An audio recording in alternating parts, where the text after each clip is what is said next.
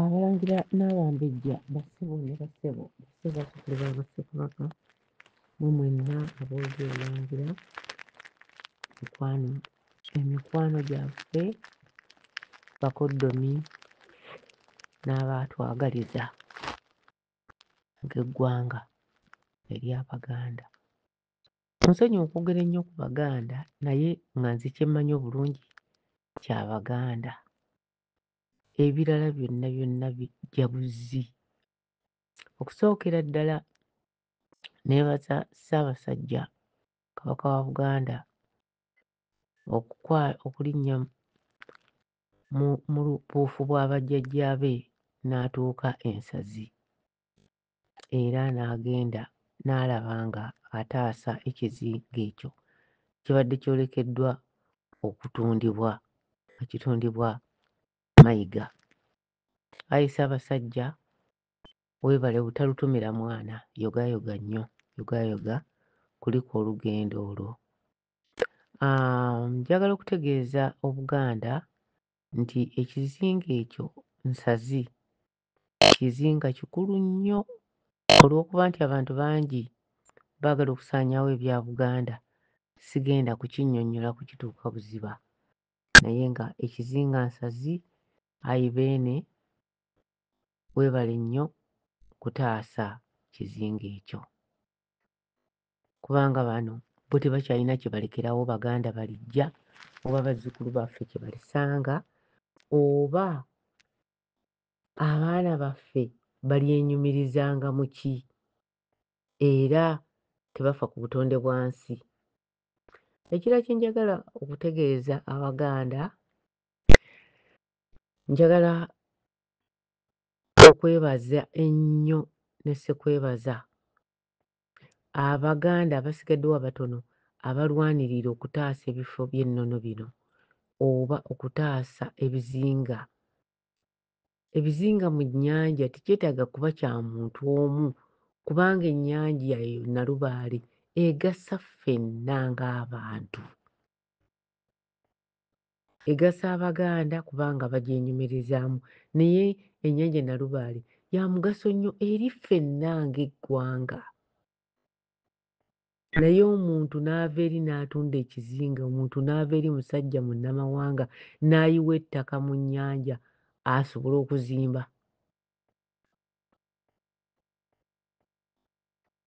Kati kuno kulinganga kuyigiriza bantu ba Ssaabasajja Kabaka.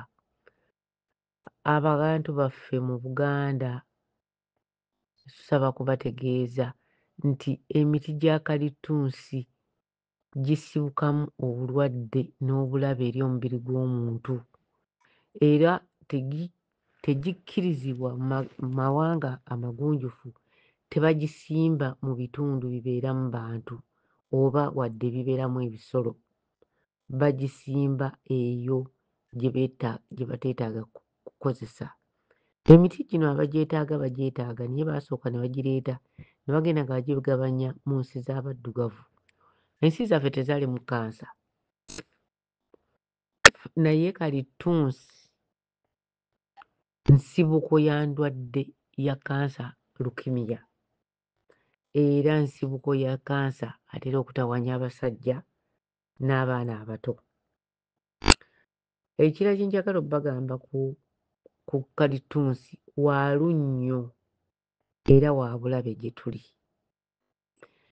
Bw'oba nga baasimba kalitunsi mu ttaka erikulinaanye bw'oba osobola okutundawo ne weeyongerayo. Kalitunsi talinaana bantu we babeera naye entobazi muzisimbyemu kalitunsi talina kyagasa.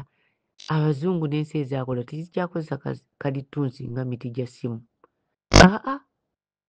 Baabivaako bakola miti gya ssimu gya byuma okwewala okusaasaanya kalitunsi n'obwo obulwadde bwe obwaleeta. Ekirala nsaba okutegeeza abantu baffe mu Buganda, mujja kuŋŋamba Uganda naye nze nja kwogera nga mukazi Muganda, njogera nga Muganda kuba omwezi guno gwa byafaayo nnyo eri Abaganda. Nsaba okutegeeza abantu ba Ssaabasajja oba Abaganda mwenna nti okwewala endwadde ezimu musimbe muwogo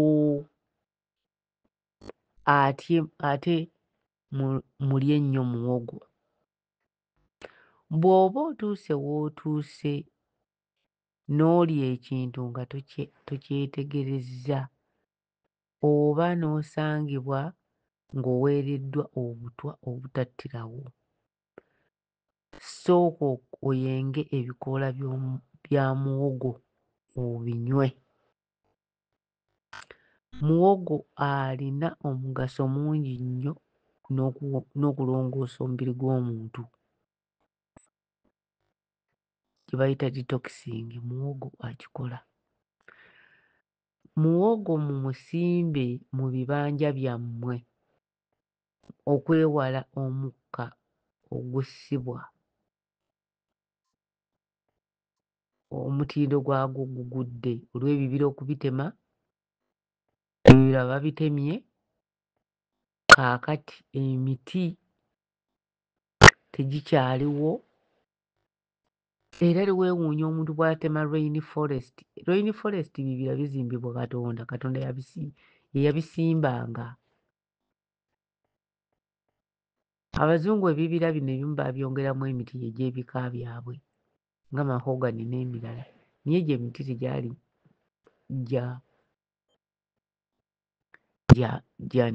gya nsibuko y'Abaganda, si miti kaasangwawo. Era ebibira bye musinga okulaba mu Buganda oba mu Uganda, ebibira bino weebiri nga Katonda ye yalagira bibeerewo.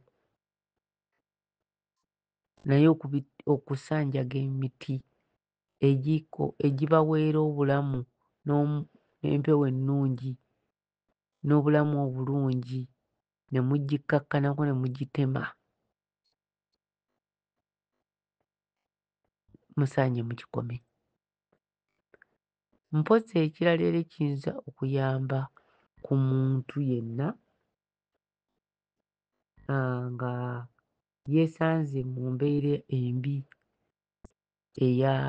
ey'obutwa, ddira enkulo za muwogo ozinnyike mu mazzi, osaliremu akatungulu ka garlic, obisuze mu mazzi bikeere ku makya obinywe. N'omuntu gwe bagambye nti olina kansa tannatuuka mu mutindiro guno na guno, osobola okukozesa enkulo za muwogo. Enkulo zino ziva ku muwogo nga omuggyako akantu akakwata muwogo akataliimu akalabika nga kayooyoote ku muwogo. Akantu ako mulekere awo okukoonoona kuba ka mugaso nnyo, kalimu ekiriisa ky'otatera kusangasanga mu bintu birala. Muwogo kintu kirungi nnyo okusimba kubanga akutaasa ebintu bingi nga totegedde. Mpozzi n'ekisembayo, neebaza bonna bonna abampadde obubaka obulungi obw'amazaalibwa, naddala abantu abatera okumpuliriza, n'abo ab'eŋŋanda, abooluganda, abako, mikwano gyaffe, baganda bange ne bamaama, mwenna mbeebazizza olw'obubaka obulungi bwe mwampeerezza ku mazaalibwa gange, era ndi musanyufu nnyo. Omumbejja y'endagirira Tajuuba, mubeere bulungi.